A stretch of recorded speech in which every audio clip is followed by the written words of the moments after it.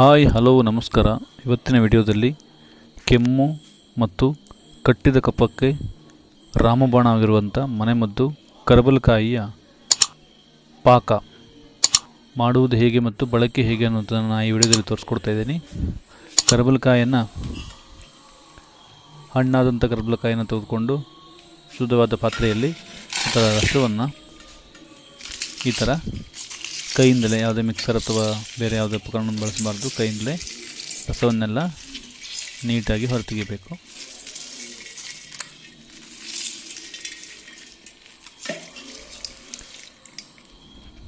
ಕರಬಲಕಾಯಿ ಹಳ್ಳಿಗಳಲ್ಲಿ ಈಗಲೂ ಸಹ ಸಿಗತ್ತೆ.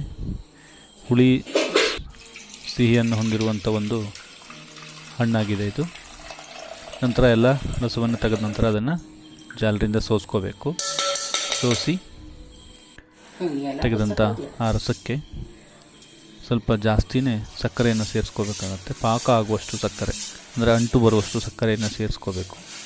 ಸಕ್ಕರೆಯನ್ನು ಸೇರಿಸಿ ನಂತರ ಈ ಪಾಕವನ್ನು ಒಲೆ ಮೇಲಿಟ್ಟು ಸಾಕಷ್ಟು ಸಮಯಗಳವರೆಗೆ, ಅಂದರೆ ಎಲ್ಲ ನೀರು ಆವಿಯಾಗಿ ಹೋಗಿ ಪಾಕ ಗಟ್ಟಿಯಾಗಬೇಕು, ಅಲ್ಲಿವರೆಗೆ ಕಾಯಿಸಬೇಕಾಗತ್ತೆ. ಇದಕ್ಕೆ ಒಂದಿಷ್ಟು ಪೆಪ್ಪರ್ ಪೌಡರ್, ಅಂದರೆ ಕಾಳು ಮೆಣಸಿನ ಪುಡಿ, ಇದನ್ನು ಕೂಡ ಸೇರಿಸ್ತಾರೆ. ಕಟ್ಟಿದ ಕಫ ಮತ್ತು ಕೆಮ್ಮು ಇದನ್ನು ಶೀಘ್ರವಾಗಿ ಉಪಶಮನ ಮಾಡುವಂಥ ಗುಣ ಈ ಕರಬಲಕಾಯಿಗೆ ಇದೆ. ಹಾಗಾಗಿ ಇದರ ಈ ಪಾಕವನ್ನು ಮಾಡಿ ಸಂಗ್ರಹಿಸಿಟ್ಕೊಂಡು ಯಾವಾಗ ಬೇಕಾದರೂ ಆವಾಗ ಇದನ್ನು ಬಳಕೆ ಮಾಡ್ಬೋದು.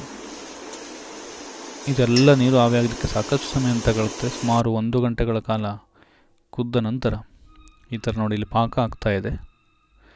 ಸ್ವಲ್ಪ ಗಟ್ಟಿ ಆಗ್ತಾ ಬಂದಂತೆ ಸ್ವಲ್ಪ ಫ್ಲೇಮನ್ನು ಚಿಕ್ಕದು ಮಾಡ್ಕೋಬೇಕು. ಸಣ್ಣ ಉರಿಯಲ್ಲಿ ಮತ್ತೊಂದಿಷ್ಟು ಸಮಯ ಅದನ್ನು ಕುದಿಸಿ ಗಟ್ಟಿ ಪಾಕವನ್ನು, ಅಂದರೆ ಜೇನುತುಪ್ಪದ ಥರ ಇದನ್ನು ಮಾಡಿಕೊಂಡ್ರೆ ಇದರ ಮಾಡುವಂಥ ವಿಧಾನ ಇಲ್ಲಿಗೆ ಮುಗಿಯುತ್ತೆ. ನೋಡಿ, ಈ ಥರ ಆಗಿದೆ. ಈಗ ಸೇಮ್ ಜೇನುತುಪ್ಪದಕ್ಕಿಂತಲೂ ಗಟ್ಟಿಯಾಗಿದೆ. ಈ ಒಂದು ಪಾಕವನ್ನು ನಾವು ಒಂದು ಒಣ ಡಬ್ಬದಲ್ಲಿ ಅಥವಾ ಪಾತ್ರೆಯಲ್ಲಿ ಸಂಗ್ರಹಿಸಿಟ್ಕೊಂಡು ಯಾವಾಗ ಬೇಕೋ ಆವಾಗ ಕೆಮ್ಮು ಅಥವಾ ಕಫ ಇದ್ದಂಥ ಸಂದರ್ಭದಲ್ಲಿ ಬಳಕೆ ಮಾಡ್ಬೋದಾಗಿದೆ.